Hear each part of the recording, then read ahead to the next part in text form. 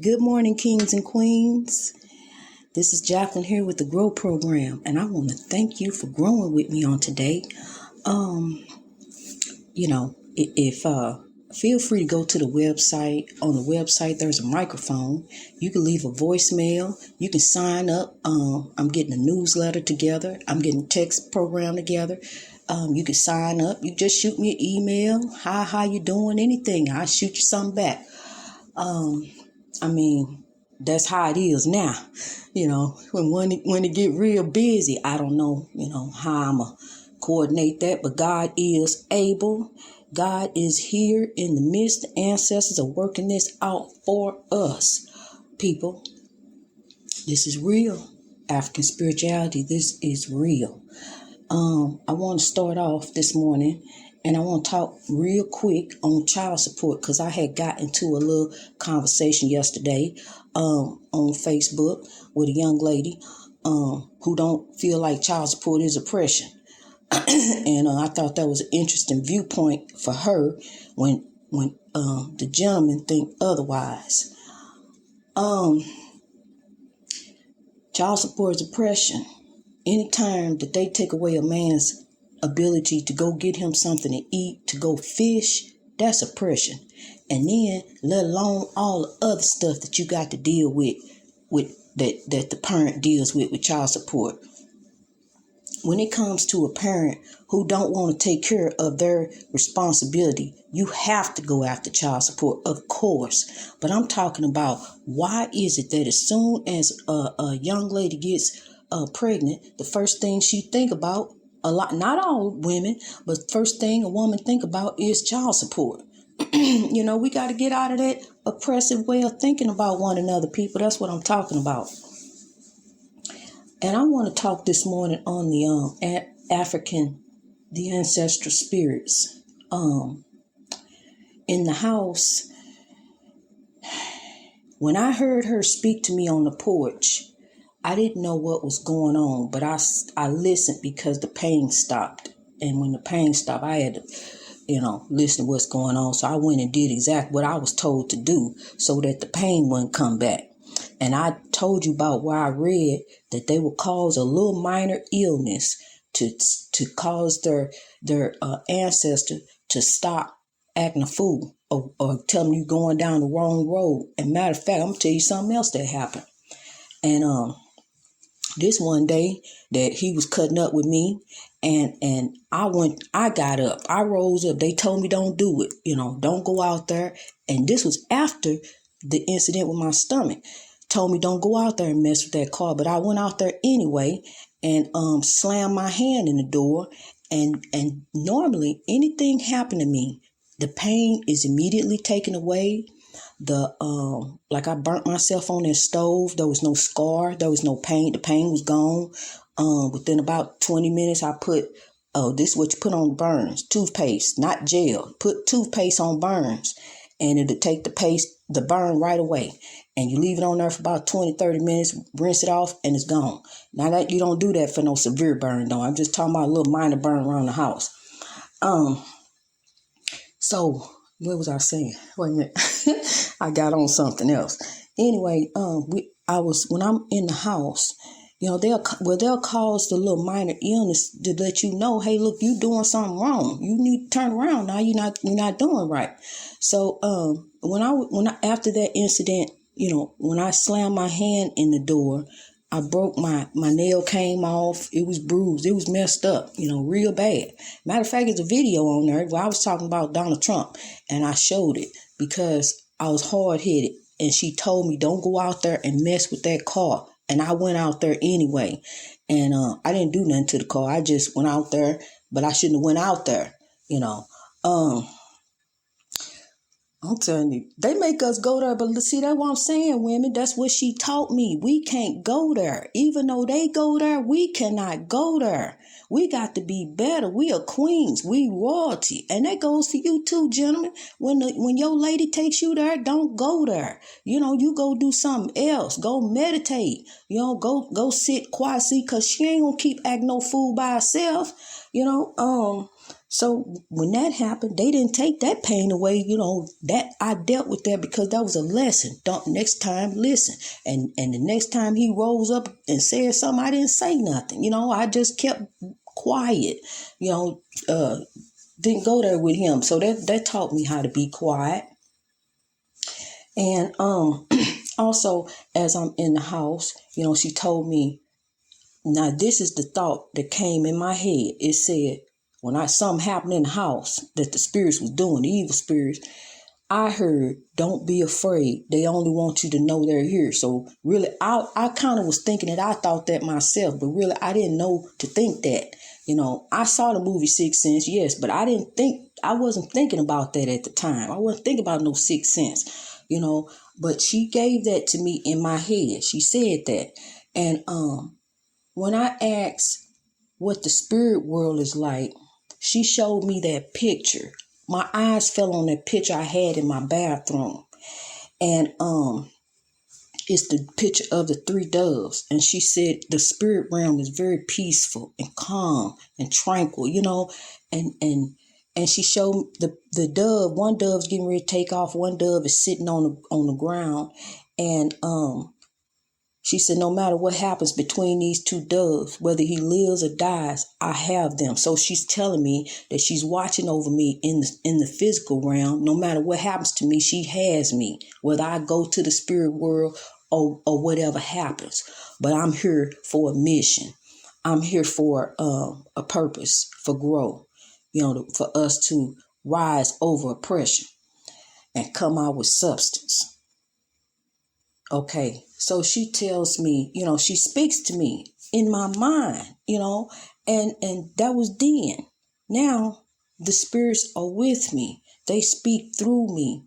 That's African spirituality. In African spirituality, the spirits reincarnate. They come back. They're not asleep. They're not resting. They're condemned souls. They're condemned spirits who, it ain't no lake of fire. You are condemned to tormented soul like demons, that was in the house. Evil spirits. I mean, how really would I really overcome evil? I'm in there afraid myself, except, that she helped me to overcome. The queen, she helped me. My ancestor, our ancestors are real. The spirits are not resting, as Christianity teaches. I have asked about people who have my beloved, dearly departed ones, such as my brother. I asked why my brother had to die. And I was told my brother gave up the battle. He died a rebel. He gave up, and he did. He committed suicide. And that's what happens when we give up. That's why I try to tell you to stay in the battle. Do not give up. You are royalty. You can defeat. This is what I was told. You are royalty. You can defeat. Nothing defeats you. Nothing defeats royalty. You can defeat anything. You are in this world. You are not of this world. You are a legend, transformed by a renewing of your mind. Truly transformed by a renewing of your mind. So if you are holding on to drugs, cigarettes, whatever, and you trying to quit, honey, please throw that pack of cigarettes away, because you are royalty. Nothing defeats you. Nothing overcomes you. You are going to come out with substance. You are going to rise and overcome this oppression we've been dealing with. We have been dealing with for 400 years. 400 years, of slavery, of watching our brothers and sisters killed, slaughtered, seeing pictures, seeing videos, just knowing what happened. It's awful. It's some awful things that happen. And I'm going to tell you something. I had to live through a lot of it. I did. I had to live through. I can tell you I've done the oppression that has happened to my ancestors. I have actually lived through it. Being enslaved in this country, I've had some other things that have happened to me. I don't want to get too in detail here. Later on, it'll come out. I got a book coming out. It'll come out. And, but we're growing people. That's what we need to realize. I went through what I went through for a reason. one thing after another to finally move into a haunted house with demons. I mean, this I lived in haunted houses before, but this one here took the cake. The demons in there were trying to overtake me in the end. And that's exactly what happened. The demon asked me, turn your back on the GROW program. You are here to serve me. I'm not saying my husband was a demon, but the demon worked through people. It works through us. But see, we so caught up in what we doing, we don't even realize what's going on. Just like the squirrel. We so caught up doing what we doing and busy out here and doing this, that, and the other. We don't even realize, how we set ourselves up for failure, because we doing us instead of depending on the Lord, instead of putting it in God's hands, instead of sit back and watching God work. See, that's what I do now. I sit back and watch God work. I'm telling you for real. I sit back and watch God work out however things work out in my marriage, in my life, whatever. I sit back and watch God work it out. See, because some different things, if this gonna work, that's gonna work. Some different things gotta work with somebody's heart. Their heart gotta be fixed because they are protecting me from myself. When I tell you that's the truth, because see, I can go and this,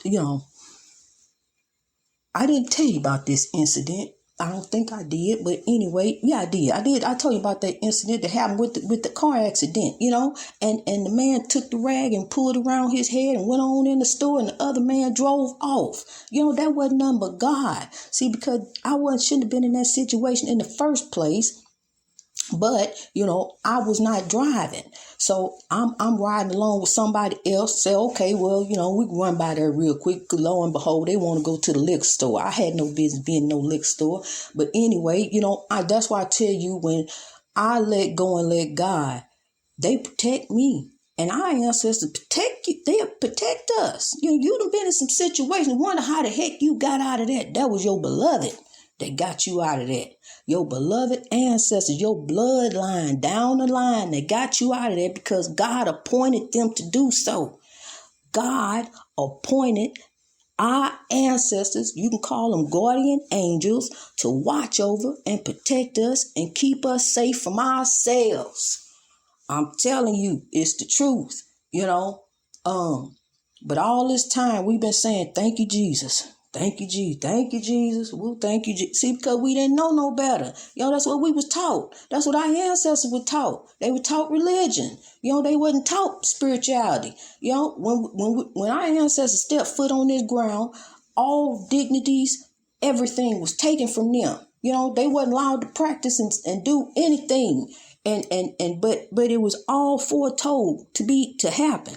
So that 400 years later, we come out with substance, all in God's perfect plan.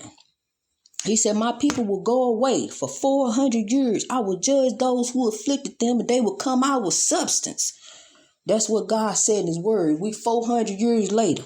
I went through what I went through for a reason. I was born in a time in the 60s when Africans really didn't have civil rights, barely had civil rights. The legislation barely passed, but they still didn't have civil rights. They just say we do. We don't have no civil rights. They say we got the right to vote, but they want to take that away. They say we got the right to drive, but we get hounded by the police. We don't really have the civil rights that we need to have, that we supposed to have. When's the last time you drove down the road and felt free? Do you have to watch out for the police ducking and dodging, looking, seeing, oh, dirt, you fit the description, you getting pulled over, It's going on, people. It's going on. Reform needs to be done, because I'm going to tell you something. The racism is deeply planted in the police department. It's deep down in the earth. Like the beginning. It's down in there, and we got to dig it out and root it out, because it's in there. Our ancestors, who you think was sicking the dogs and the hoses on them? It was the police. And shooting them and murdering them. The KKK, hiding up under the hoods. The police. Who do you think went down there to the Capitol building? The police. Some of them was police that went up in there. That's what I'm saying. The police needs to be reformed. Every single state, every single department needs to be ran through with a fine-tooth comb. I go in every single one myself and do it and make sure that these police is right. We need good, trusting police officers, because look here, the United States is not made up of Caucasians. The United States is a melting pot. I don't know what they see when they look at us, but this is a melting pot. And this is, this is not to say that all police are bad. Y'all know that. Everybody knows that. That really goes without saying. But you got to say that for some folks. All police officers are not bad, but there's some bad police officers. When you think about a police officer who shot a man in the back who's just running because he didn't want to go to jail for child support, then he didn't think nobody was looking, but he put the gun down, and planted the gun, then later on and lied and said that's the only reason that man got caught, because somebody was watching. If had nobody been watching, he'd have got away with it. So you can't sit here and tell me that all police is good police. Okay. Yeah. Greatness reached over oppression through wisdom, people. See, the wisdom, that's what you got to use. Your mind. Your mind gonna tell you some things ain't right and some things need to be fixed. Because look here, I didn't move in no haunted house and deal with demons for nothing and overcome the oppression in my life for nothing, and the ancestors tell me, they got to tell somebody, somebody got to listen at some point. It's time. It's time to come out with substance. It's time to get over ourselves. It's time to rise over this oppression, people. It's been 400 years. You sit back and say, like the lady said, child support ain't no problem. Well, maybe she get child support and it ain't no problem for her. But it's a problem for some people who can't even go fish, who can't even drive a truck, who can't even get a driver's license. It's a problem. And we need to do something different. We need to fix this problem. And here it is, the GROW program. Greatness reached over oppression through wisdom all over the world, people. God bless you.